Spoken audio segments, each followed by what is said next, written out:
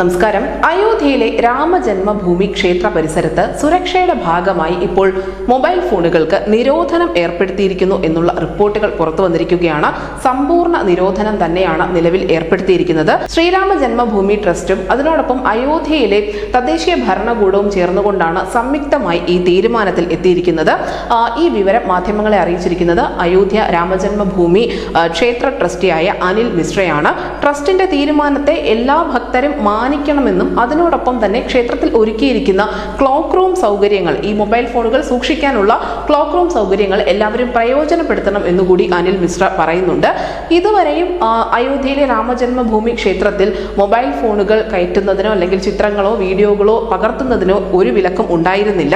എന്നാൽ അനുദിനം ഇവിടെ തിരക്ക് വർദ്ധിച്ചുകൊണ്ടേയിരിക്കുകയാണ്. അതുകൊണ്ടാണ് ഇപ്പോൾ സുരക്ഷയുടെ ഭാഗമായി മൊബൈൽ ഫോണുമായി ക്ഷേത്രത്തിൽ പ്രവേശിക്കാൻ പാടില്ല എന്നുള്ള മുന്നറിയിപ്പ് ക്ഷേത്ര ട്രസ്റ്റ് നൽകുന്നത്. അതിനുവേണ്ടി കർശന നിരീക്ഷണം തന്നെ അവിടെ ഏർപ്പെടുത്തിയിട്ടുമുണ്ട്.